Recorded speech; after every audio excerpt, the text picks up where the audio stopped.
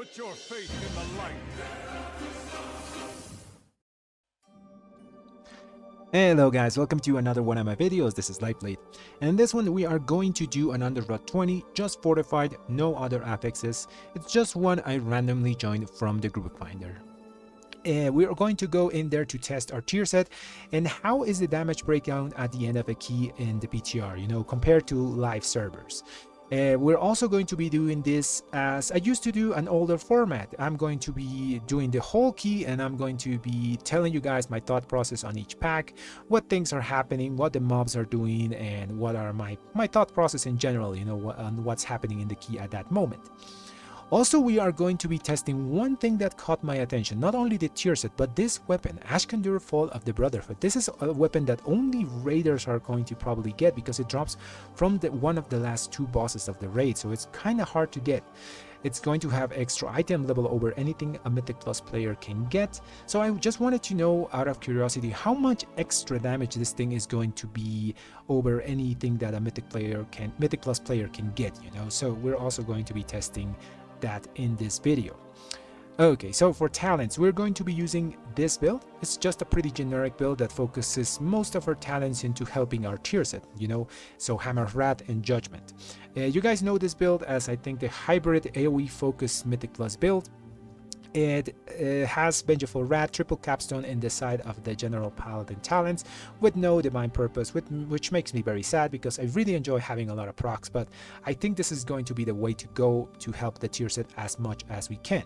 On the side of Retribution Paladin, we are going to be using Vanguard's Momentum, same reason as why we're using Vengeful Wrath, just to make the tier set a lot stronger because we're going to get more Hammers of Wrath that we're going to be throwing around. And the only thing that I'm not sure from this build is this Divine Wrath point. Logically, it makes sense because having a longer Avenging Wrath makes us able to throw, I think, one extra Hammer of Wrath with this. But maybe we can move this point around to either have some extra procs on Imperium Power, or maybe we can just move it here to Judgments of Justice to get an extra 10% on Judgments, because Judgment also gets the benefit from the tier set. For our stats, this is my character in the PTR.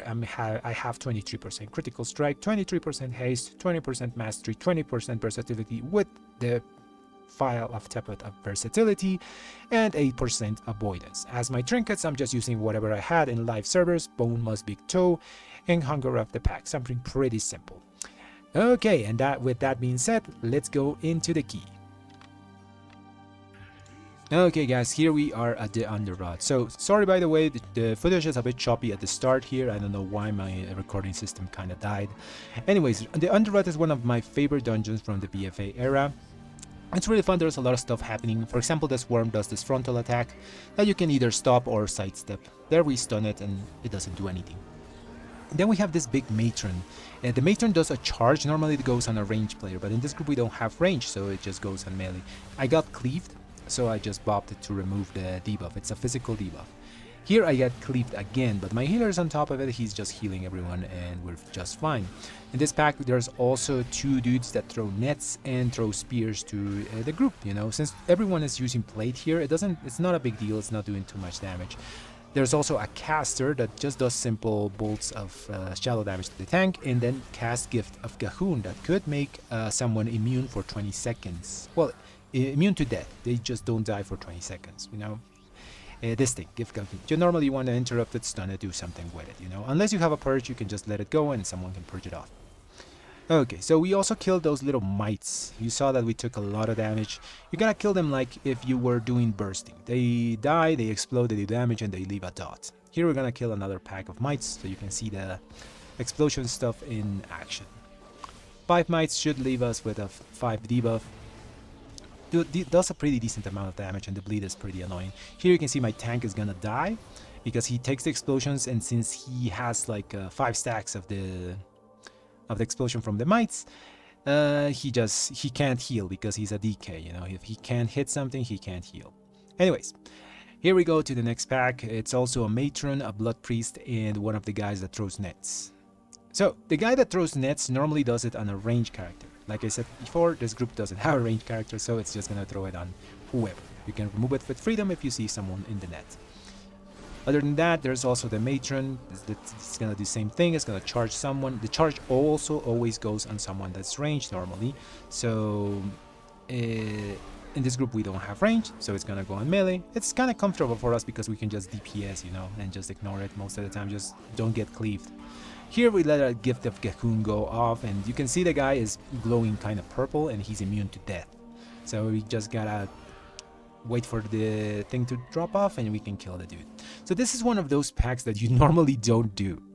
In BFA we had some portals that we could use to avoid this pack, because we can't actually use invisibility potions. The matrons and the big thing in the middle, that skull thing, can actually see invisibles. So this pack is a no-no because, well, those matrons make this place a living hell. There's a lot of stuff that you have to stop. There's a lot of damage going from the spirit in the middle. You saw there I had to interrupt that cast because I don't think no one was on top of it. It's a lot of damage. This is a no-go in a pull in a push key. You know, this is just a 20 without affixes, but well, it has fortified. But you never do this pull. You prefer to go to the other side. The other side is only the dude in the middle and 2 casters and 1 dude that throws nets. And that's better than doing 2 matrons, 3 casters, and the skull in the middle. So the tank just went ahead and just pulled everything. We kind of just brute forced it, you know. We interrupted what we could. We as paladins have bubbles, so whatever happened at the start, we just could do our damage and just be fine, you know. Other than that, it's the same as the other packs. It's these matrons dodge the frontal. It's the casters that throw nets. They just do damage. If you get net, you free them yourself, you know, or free them someone that needs it. And there's the Gahuni guy, you know, the guy that casts immune damage. There you see I got charged. Didn't do much. It's physical damage, so it's whatever. The guy in the middle does a big AoE cast that I stopped. Always try to stop that thing. It's gonna kill your group if it goes off on a high key. Anyways, we go to the first boss here, Elder Lax. It's a pretty simple boss.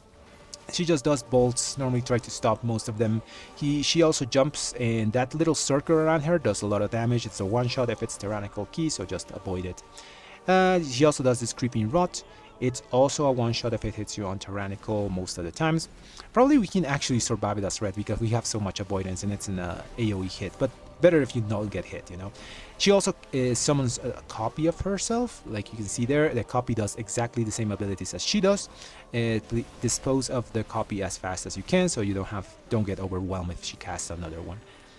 There you can see that my healer got hit by the circle around her, and he just died. Okay, after that it's just rinse and repeat. Pretty simple boss fight. Try to kick as many of those casts as you can. My group is really on top of it. I don't have even a chance to kick. Everyone is using the button, you know.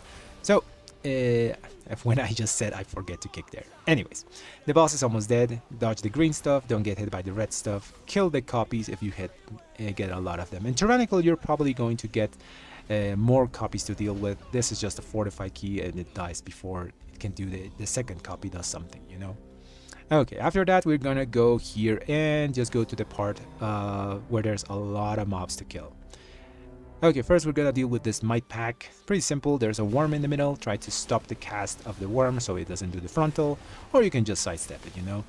The tank this time, even though they all die at the same time, has something to hit so he can survive. You can actually range the explosion of those little mites, you know. If you're like next to the mites when they die, they do the damage. Like you saw there, I was kind of far away, so I didn't take any damage. Okay, so we're gonna go there and pull these blobbies. Blobbies do just green stuff around them. Don't be around the explosion of green stuff, you know. They just do incidental damage. Don't be on those swirlies, always dodge them. Then we have the little plant thingy. It's gonna do a cast that's Petrify Mind. That thing, it's just a kick. If it goes off, it's gonna stun someone for 7 seconds, and you don't really want to get stunned for 7 seconds. After that, there's the big mite, that little like spider thingy, that will fixate someone and will start hitting that person very, very hard. You can avoid it, like you can see there, it's fixated me, so I just bop myself. And well, actually, I don't bop myself. It's almost about to die, so I just stunned it and try to focus it down so it dies. We also have a DK to just pull the thing away from me, and I can keep DPSing. Anyways, my cooldowns kind of got like a bit desynced here, but we're gonna wait for like a few seconds so my wings can actually get benefit from my divine toll, you know. We throw our cooldowns here. It's another one of those packs. We have a plant, we have a worm. Try to always interrupt the worm before it does its cast. Or while yeah, before it does the frontal. We have the little blobbies, don't get hit by green swirlies. As paladins, we can actually hit stuff from pretty far away, so we're pretty chill on that. Killing the disease lasher.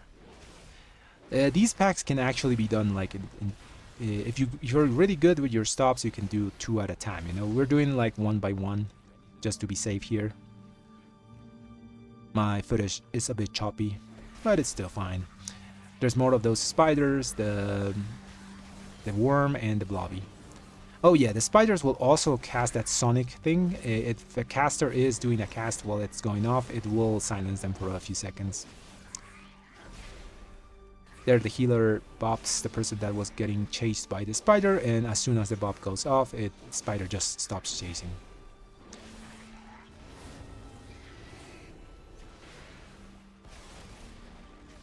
We're just gonna kill this pack. It's pretty simple. All these packs are pretty simple. They all do the same abilities. You use your CC correctly, they're gonna be pretty easy to do. The thing is, when you want to pull more than 1 pack at a time, there you gotta be really good with CCs. Here I'm focusing that little plant thingy, so it doesn't do its decayed mind cast. Our group is really like on top of CCs. We have everyone using blinds, disorients and stuff to stop casts, so it's really good.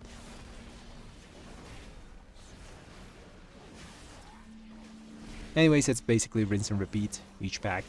If you're playing safe, probably you're doing 1 pack at a time, but it's probably gonna be the way to pull like 2 or 3 packs in high keys whenever this goes live. People are going to have to manage like a lot of cast going off. This is also without affixes, you know, so imagine having the affixes on top of all the abilities of these mobs and having to deal with all of that in live.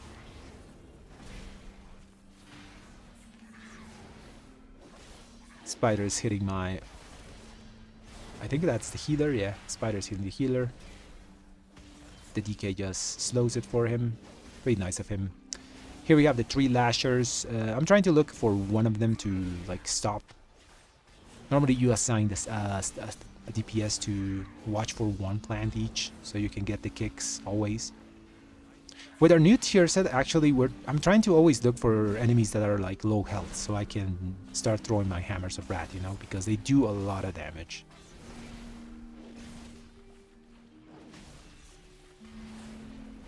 So you have to like tap a lot to get the max benefit of your tier set.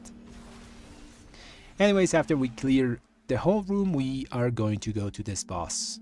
So the worm boss, it's a pretty simple fight. He does a charge, he does a frontal to the tank that he has to either dodge or use a mitigation to take it. Normally tanks can, almost all tanks can dodge it, you know. I think DKs have a hard time because they're like the least mobile tanks, but still I think they can dodge it. This is the charge.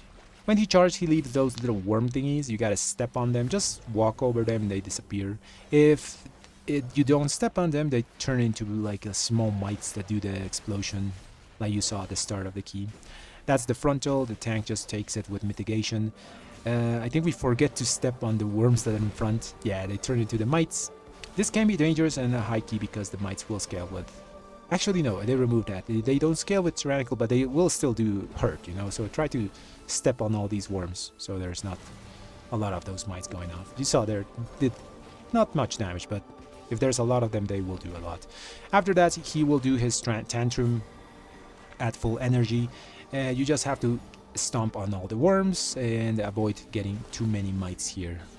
Sometimes it can be hard because they appear like everywhere, you know, so make sure your group's split up so you can like step on all of them. There we go, more mites. We have 4 of them. Just gonna AoE them down, pretty simple. I'm trying to step on everything that's close. I use my horse just to check if there's more. There isn't. Tank almost dies there, uses mitigation. Like I said, DKs are probably gonna have a hard time here because they don't have that much mobility. I think if they pre-move, they can actually dodge the frontal from this tank, but from this boss. Anyways, pretty simple fight. Just dodge the charge, step on the worms. And for the Tantrum, you normally are going to use a defensive here, especially on Tyrannical Keys. This is going to hurt a lot. Use my horse to step on some of the worms, and I step on this one. We get some mites, but we're fine. The boss is almost dying. Dodge the charge. Keep stepping on the worms, do some AoE here. Pretty simple stuff. As you can see, this is a Fortified 20 and the tank is having a rough time. He goes to 20% health there. Boss is almost dead though, so it's pretty fine.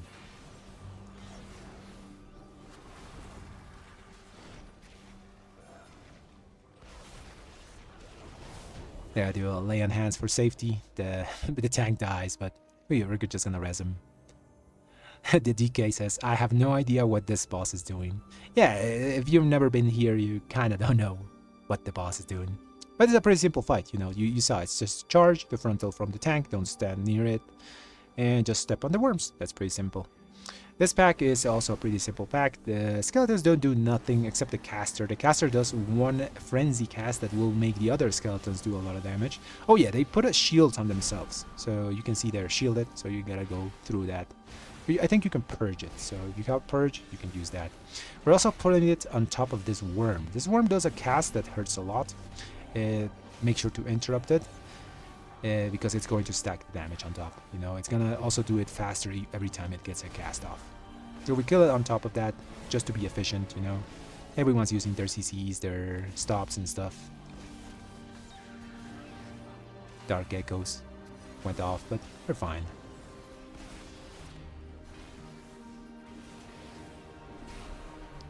Kill the pack, kick the worm.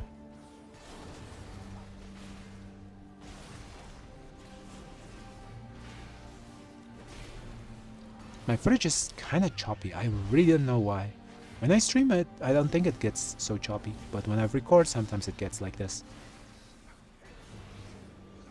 Anyways, we finish up this pack. It's a pretty simple one. It's just free AoE. And we're gonna go to another one of those skeleton packs. The only mob important there is the skeleton in the middle, the kind of white skeleton there, because you gotta stop the frenzy cast. If you gotta pick one side, normally it's better to go with the skeletons here. The other pack is kind of annoying. There's a lot of movement, you're gonna see why in a bit. We're gonna pull two of those dudes after this. As paladins, we also have Wake of Ashes, so we can stop these skeletons like for a good 5 seconds, you know. It's always nice. Oh yeah, the big caster is also going to put a curse on your tank. I think the DK here is using anti-magic shell to just prevent application, but I think it's good to have like a curse removal here. Okay, so these are the guys that are kind of annoying. They do a cast that's called Withering Curse. Yeah, you gotta stop that because it reduces damage done. Every tick is 10% less damage done, and it can stack high if you let the thing cast. So we're gonna stop that.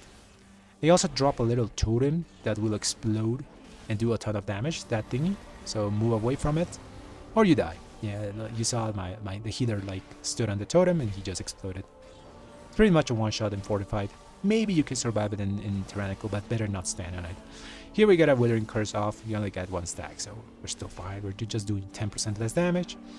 Also try to stop those volleys. They really hurt a lot. The group is on top of it though. Gotta rest the healer. And we're gonna go to the next boss. This is my personal kryptonite. In BFA, I always found a way to die to this boss. I don't know why. But as you're gonna see here, it's pretty simple now how to do this boss in Dragonflight. We're a lot more tanky than we were before. So the gimmick for this fight is removing all those little mushrooms that you see around us, you know. The boss is going to do a frontal, it's going to remove some of them, and it's gonna mark 2 people. You see there the mark on my head. And I have to go near these mushrooms to drop this circle. I drop it. I think I clear some of them. I kind of panicked. I forgot about those little explosive orbs that appeared. So I had to move. Cleared most of them though. Also, I'm planning on using my bubble here if we don't get enough circles to clear. I use the thing. It used to be faster. I remember it used to be like a lot faster than that circle thing that appears under you. That's the main reason I died before, like in BFA. Anyways, I used my bubble there to clear the 2 mushrooms that were left off. I think it wasn't worth it though, because 2 mushrooms weren't. I don't think it was deadly. I also made a mistake that I didn't take my disease spell here. You can actually like stomp on these mushrooms, and it's a disease dot that does the damage. So you can remove the disease with your cleanse, but I didn't tank cleanse, so I just have to like clear them with the abilities of the boss, you know.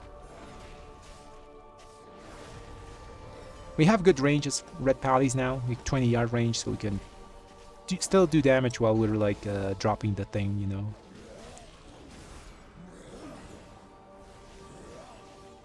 Those orbs do damage, but it's the dot that does the most damage, you know. I think my healer actually took cleanse, so we're pretty chill here. He's using the cleanse to remove the dot if we get hit by the orbs and stuff.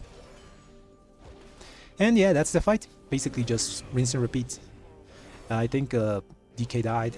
Yeah, DK died, so we're just gonna have to like manage the boss fight from here on. Me and the warrior. We're always gonna get marked. So it's kind of annoying, but we can still do damage from far away. Yeah, I remember that thing was so much faster in BFA. Like the circle that appeared under you.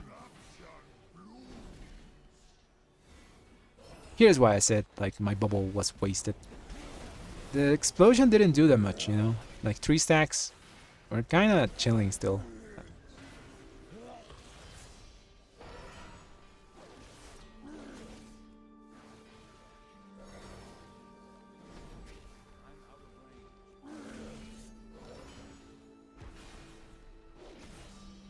Anyways, that's the boss fight. Pretty simple. We get hit by this thing. We get hit again. We just use the land hands. I always got so nervous when we got to this fight in BFA.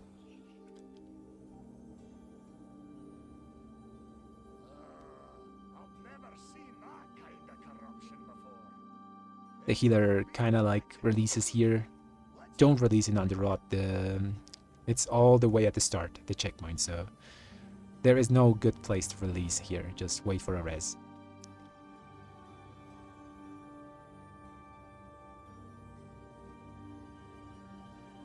Now we're going to the last boss.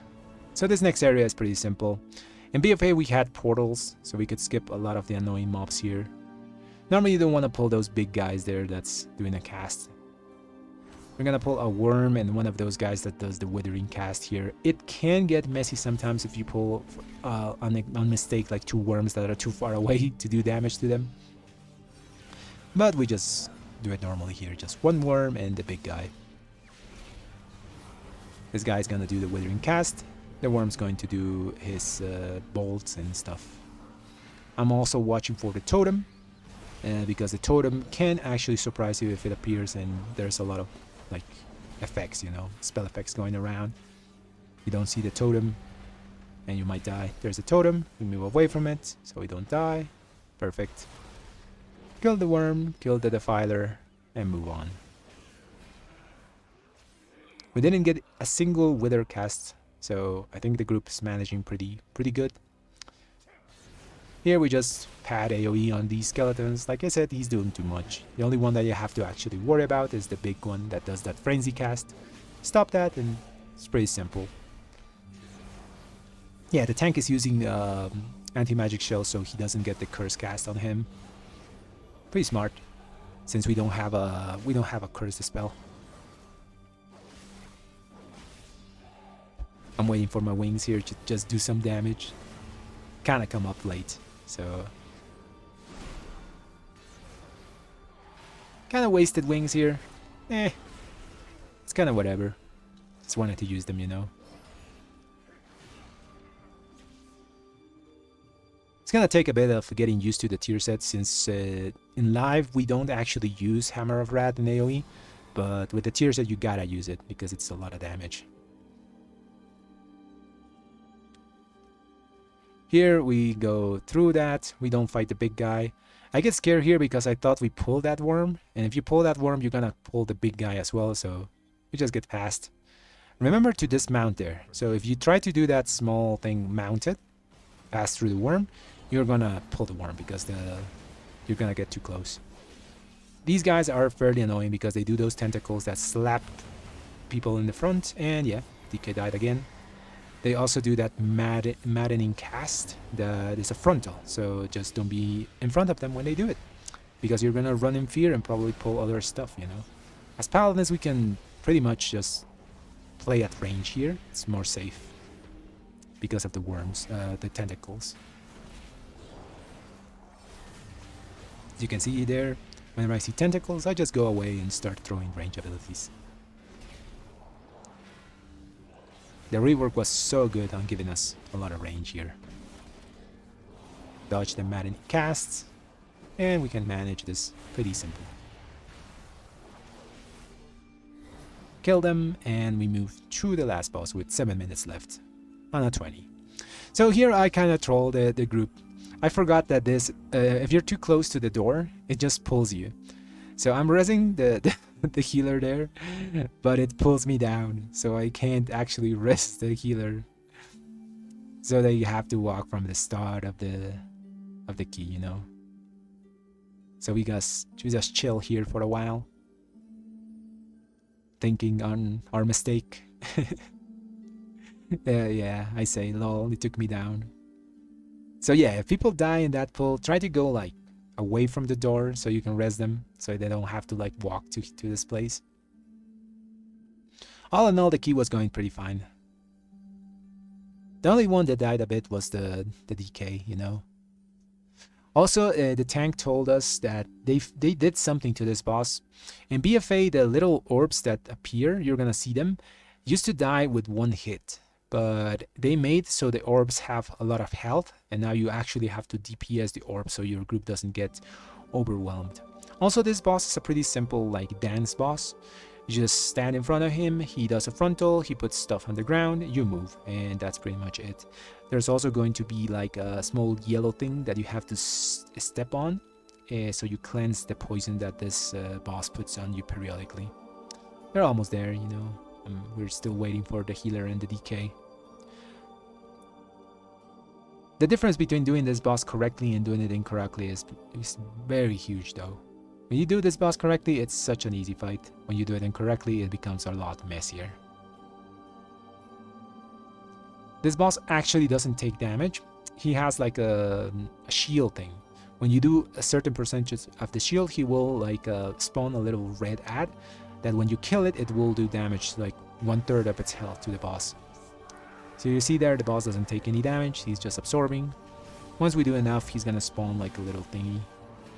This is the dance, so everyone stands in front of him, he does the frontal, we all move away, and just rinse and repeat. So I don't think my DK here knows what he has to do. He runs away with the thing. It's correct, you use it to remove the stuff from the ground, but you also have to like stand in your group so we can remove the poison, you know. I have the poison here. I have 4 stacks of it. I'm gonna stand in it now. So I get it removed. Yeah, just as the 5th stack. So people are standing everywhere, as you can see here, and it's making the stuff appear in everywhere. It's making the fight a bit messier. If everyone stands in the front and moves like a group, like a unit, you leave all the bad stuff behind, you know. That was a good bait for me. So this is the part where the fight gets a bit hectic, because those little orbs that you see behind us, they used to die with 1 hit, and here you see them, they're getting close to us and they are going to do damage to us when we get hit. You also could just run into them and they should die. I tried to do that here with bubble, but I don't think it's very effective.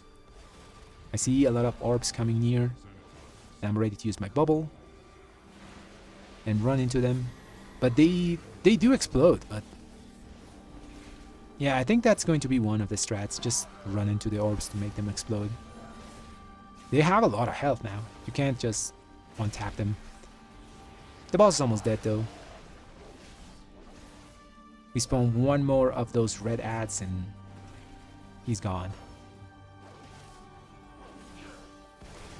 The DK is actually patting so hard here on those orb thingies because of his pandemic, you know. DK's scale exponentially with number of targets, so he's literally just killing all the orbs.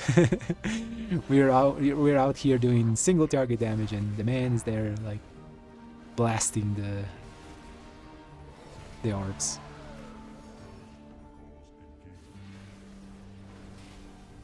There's the red thing. It dies and the boss dies with it. And yeah, that's pretty much Underrot. Pretty simple. We actually timed it. Was a good run. Underrot is one of those keys that has mostly like 5 target packs, which is pretty good for us since our tier set is more focused on 5 targets now than like fully uncapped AoE and stuff. Now let's go back to Stormwind to check out how was the damage breakdown. Okay guys, here we are at Stormwind, and well, this is the damage breakdown of that key. A lot of people ask me how different is the tier set from live to the PTR, and I think this is a good example to answer that question with. So as you can see, as expected, Divine Storm is on top like in most Mythic Plus dungeons, followed by Final Verdict. Also kind of expected because of Underrot has 4 bosses and 3 of them are fully single target. The Worm bosses only spawns ads if the group makes the mistake of not stepping on the larvas. The 2 big changes are on the next 2 spells. Hammer of Wrath and Judgment both got a lot more importance since our tier set is giving them 10% extra damage and 15% increased critical strike damage, and making Hammer of Wrath hit 5 targets. Blade of Justice and Wake of Ashes both dropped since the new tier set doesn't revolve around them anymore. Other important things to notice from the test is that Divine Hammers actually does some damage now. Normally in live this would do 0.2 to 0.3% of your damage, but in the PTR it's doing 1.5% of your damage since we spam so much Hammers of Wrath. And while it's not a huge gain, hey, it's 5 times more than it's doing it on live, you know. And one last thing is the damage gain from the raid weapon Ashkandur. It's doing 1% of our damage at the end of the key, so if you can get this weapon, get it. Not only will it have item level advantage over any other Mythic Plus weapon, even from the vault, since it's from the last 2 bosses of the raid, it will also come with that extra 1% damage as a cherry on top. Anyways guys, that's going to be all for the video today, and well, if you like my content, subscribe to the channel and leave a like on the video. Thanks for watching everyone.